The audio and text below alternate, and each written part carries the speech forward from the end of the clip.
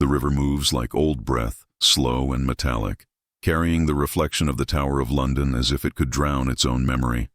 Above it rises a fortress of pale stone and iron will, its battlements sharp against the morning mist. To most, it's just architecture, a remnant of medieval ambition. But to those who truly listen, it's alive. Every crevice carries whispers of conquest. Every corridor remembers footsteps that once echoed with command and with fear. When William the Conqueror ordered its construction in 1078, he didn't imagine beauty, he imagined permanence. He wanted a symbol that could not be ignored, something that would declare in stone what he had already written in blood. England was his. The White Tower stands at the center, not merely as a keep, but as a heart carved from foreign stone. Caen limestone, bright and brittle, shipped across the Channel as though the soil of England was unworthy to bear its own fortress. It gleams under the weak London sun, almost holy in its coldness. Yet holiness was not its purpose. The tower was both church and threat, sanctuary and sentence. Inside, the air hangs heavy with damp lime and iron. Torches burned low, their smoke curling in threads along the ceiling's ribs. Each hall carries the echo of deliberate design, geometry in the service of power. The great hall was vast, its hearths wide enough to swallow a man. Above it, narrow staircases wind like veins through the walls, leading to chambers where kings once slept with daggers beneath their pillows. They called it the King's House, but even kings did not rest easily here. The tower had no softness, no mercy in its design. Its purpose was not comfort, but control. Control of land, of subjects, of fear itself. Through the centuries, monarchs expanded it. Henry III gilded its walls, ordering murals of saints and stars, trying to turn its bones into a palace. Yet no paint could hide its true intent. Even as kings dined beneath painted heavens, prisoners starved below their feet. The tower became a contradiction made of stone, where grace and cruelty shared the same breath. St. John's Chapel lies at the tower's heart. Romanesque, serene, seemingly untouched by time. The air inside is still, as if holding its breath. Its columns rise like tree trunks of frozen light, its arches curved in perfect mathematical obedience. But the silence here is not peace, it's judgment. Prayers rose in this chapel, yes, but so did the sound of chains.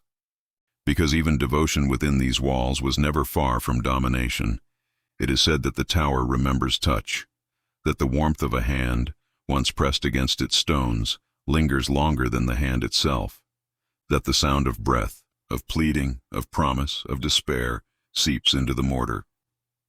If that is true, then these walls are alive with centuries of voices. Soldiers, queens, traitors, children. A visitor walking the lower vaults today might notice the scent first, that faint blend of moisture and rust. The air is colder there, less generous. In the corners where light refuses to gather, lies a darkness so complete it feels deliberate. Once, these were storerooms and dungeons, the borders between them blurred by necessity. Some rooms held wine, others held men. The line between preservation and punishment was never clear. The tower was not merely a building. It was an argument carved in stone, that order requires obedience, and obedience requires fear. Every generation of ruler found a new use for it. Fortress, treasury, palace, prison, yet its essence never changed. To rule from the tower was to rule by reminder, to show, not just say, that the crown could not be challenged. Above the ramparts the ravens circle still. Black feathers against white stone, they glide like omens. Legend claims that if they ever leave, the kingdom will fall, and so their wings are clipped, a mercy disguised as protection. The superstition endures because it feels true, not in fact, but in spirit. The tower itself is a clipped bird, magnificent, trapped, eternal. At dusk, the courtyard glows gold for a moment before fading into the blue of night. The Thames reflects the towers in trembling ripples, as if history itself were trying to erase its reflection. But the tower remains. Always. It has seen the rise of kings, the burning of cities, the shifting of empires. Yet it stands unchanged, not out of endurance, but out of indifference. To stand before it is to feel small. To walk within it is to understand the paradox of power, how it feeds on fear, and how fear, once built into stone, outlives every conqueror. The stones do not boast. They do not weep. They simply remember. And if you listen closely, through the thick silence and the slow breath of the river, you might hear the faint echo of its first intention. Not defense, not faith, but domination. The tower was never built to protect a king. It was built to remind everyone else who the king was. And as the evening fog folds itself around its walls, the past stirs again. The candles of long-dead monarchs flicker in invisible halls. The echoes of oaths still hang in the air. Somewhere, beneath the vaulted chapel, the faint sound of iron brushing stone persists, a rhythm older than memory. The Tower of London does not sleep. It waits. For history never leaves the place it was written. It only hides beneath new coats of paint, behind tour guides and smiling faces. The White Tower stands, pale and patient, its silence deeper than any confession, because beneath every crown, beneath every prayer, beneath every century of ceremony, the stone still remembers what it was made for, and what it was made for has never truly ended. By the 13th century, the Tower of London had begun to change its face. The stone that once screamed conquest now whispered civility. New chambers rose, gilded and perfumed, where kings claimed to live as men chosen by God, not as conquerors, but as ordained rulers. Yet beneath that polished surface, the air still trembled with the weight of suspicion. Henry III tried to make the tower a palace, his Domus Regus, the royal house. He ordered painted ceilings, marble floors, and stained glass windows so delicate they seemed almost to weep.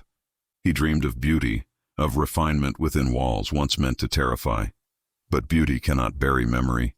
Each brush of color only deepened the shadows it covered. The tower refused to forget what it was. In those days, the river served as a living road, carrying barges heavy with food, treasure, and gossip. Servants hurried across the inner wards, their torches flickering in the damp. The scent of roasting meat mingled with the sour tang of the Thames. Beneath the rhythm of daily life, fear was constant, a low hum, an unspoken truth. No matter how many candles burned, darkness owned this place. The royal family lived suspended between comfort and peril. The king's apartments glowed with warmth, tapestries depicting saints and angels lining the walls, holy guardians over a kingdom in turmoil. His courtiers dined beside him, their smiles precise, their words sharpened with calculation. Each man was both ally and spy. The game of loyalty was older than any crown, and within these walls, losing it meant more than disgrace. It meant disappearance. Among them stood the figure of Edward I, the builder and warlord, whose mind was forged from iron. He had watched his father's reign crumble into rebellion, had seen betrayal from his own blood. To Edward, the tower was not a home. It was a weapon. He filled it with men of law and soldiers of faith. It became his counsel, his treasury, his armory of fear. Edward knew what every monarch learns too late, that love cannot rule a nation. Fear must. And so the tower changed once again. The great hall, once a place of feasts, became a stage for judgment. Beneath its high beams, men were questioned in calm voices, their answers recorded in ink that bled like wounds. The royal council met in candlelight, their shadows large and untrustworthy upon the walls. Each word spoken could decide a life.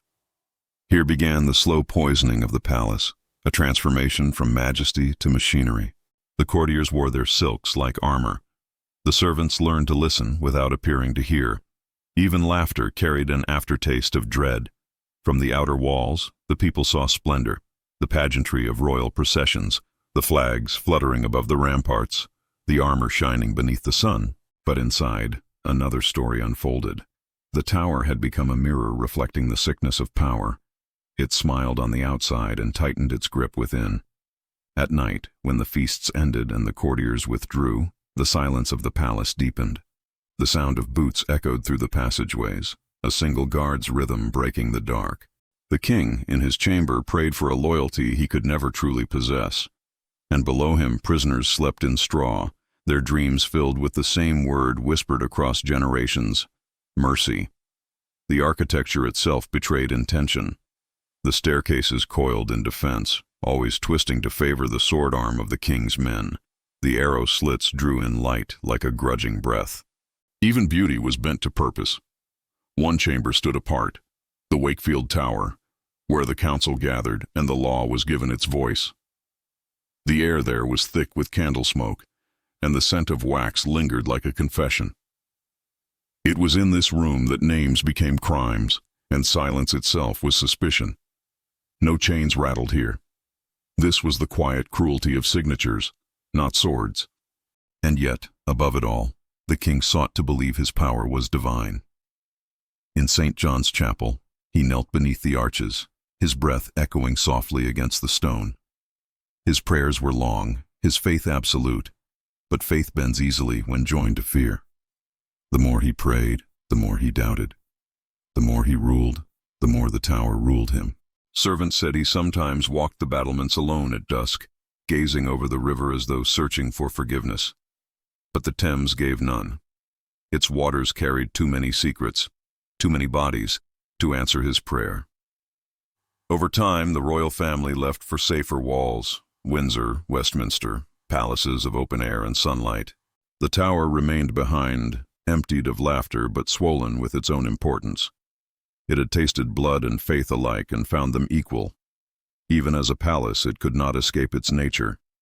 Those who entered its gates carried something heavy with them, a sense that the stones themselves were watching. That history, once written here, could not be undone. And when the court moved away, leaving its halls echoing with absence, a strange quiet settled in.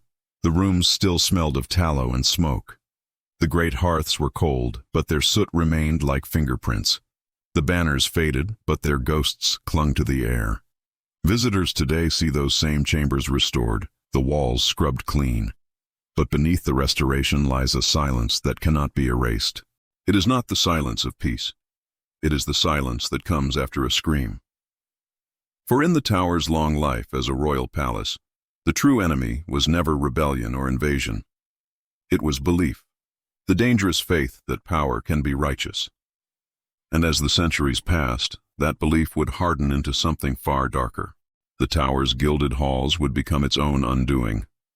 Its gold would tarnish to iron. Its prayers would turn to oaths, and its kings would learn that no palace, no crown, and no wall of stone could save them from the fear they themselves had built.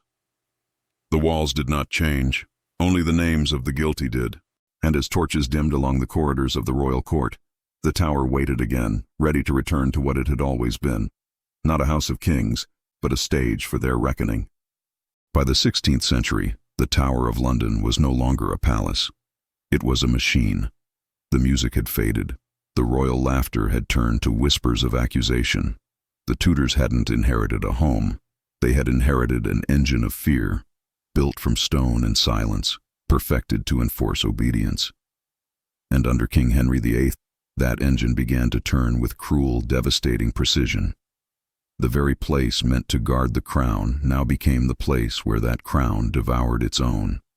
It always started quietly, a stray rumor, a name spoken a little too loudly. That was all it took for the tower to awaken. Its gates would swing open like jaws, and a carriage would slip through under the cover of darkness. The guards moved like ghosts, the water at Traitors' Gate glimmering like black glass. As the prisoner was led ashore, the air itself seemed to thicken, as if even the river held its breath, fearing what came next. This was the fate that awaited anyone who fell from the king's favor. In May of 1536, it was Anne Boleyn who arrived this way. The Queen of England, a wife, a mother, a powerful reformer, was now a condemned woman, imprisoned in her own palace. She had walked these same corridors before, but as a guest of honor, watching her own coronation procession from a window. Now, she was its most famous captive. The irony was exquisite, and Henry knew it.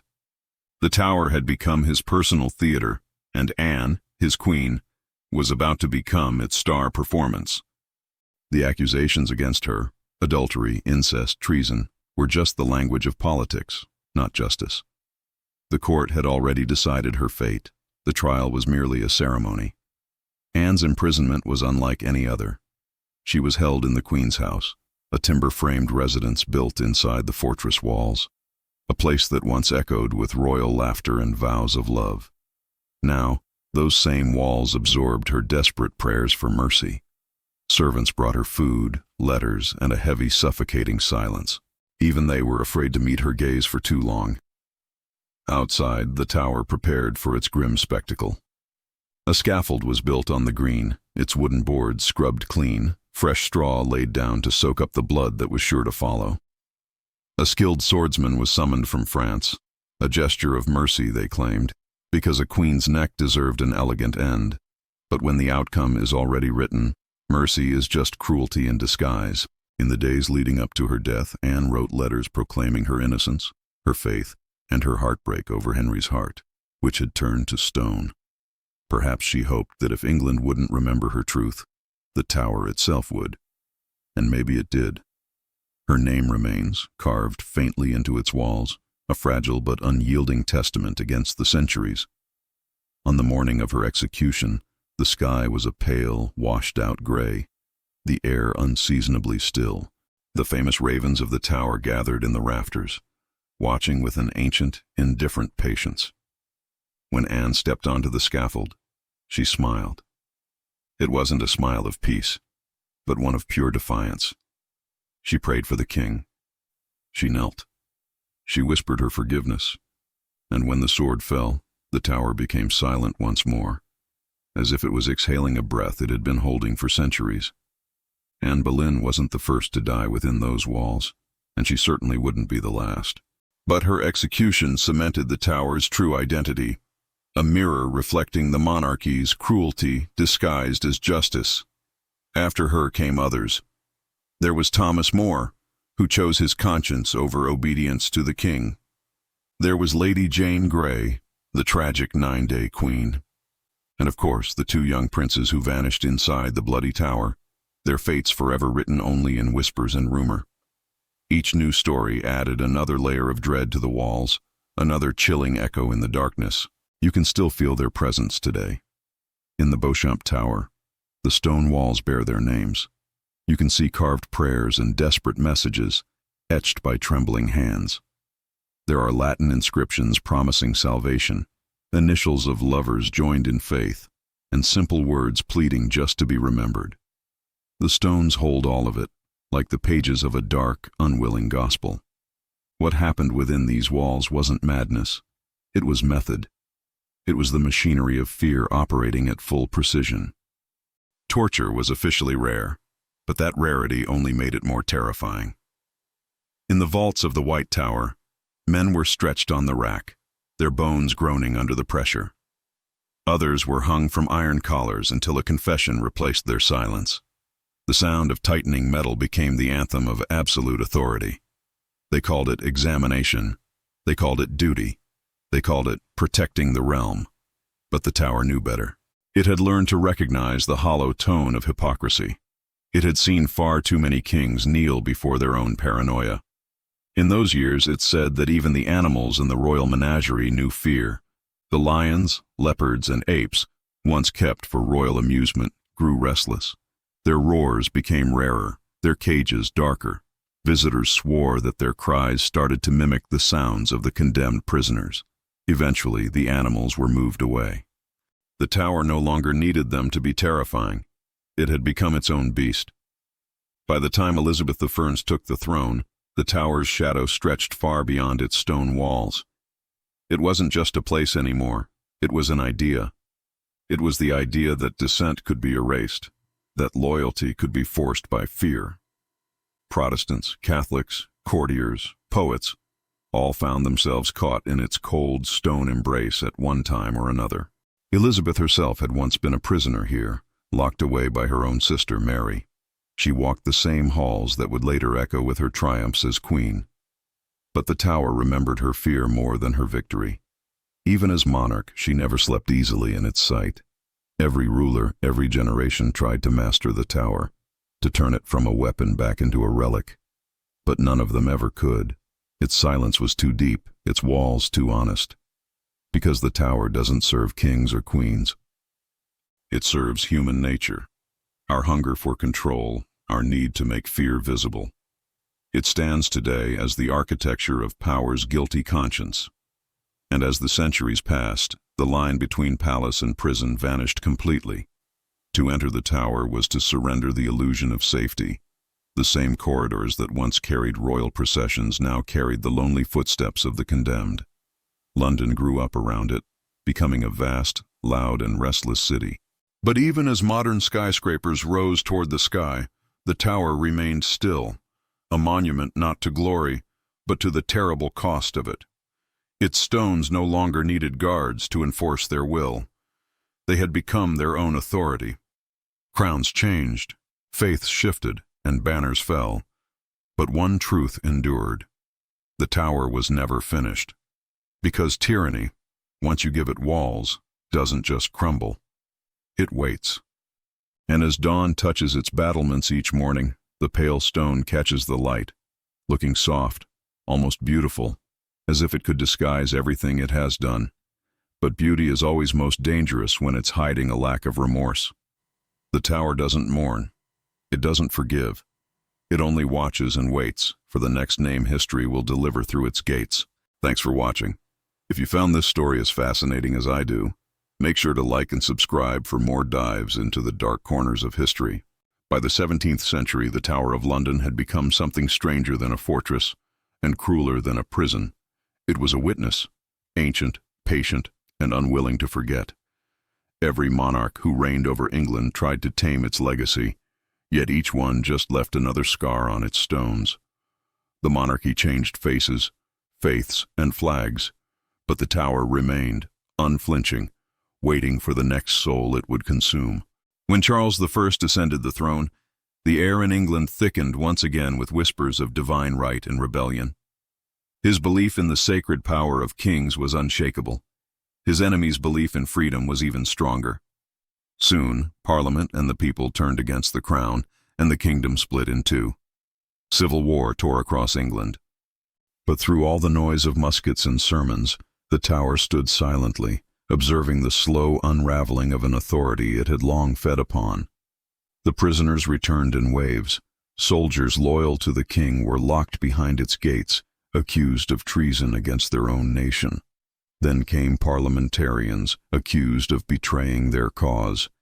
The tower, impartial as always, swallowed both sides without question.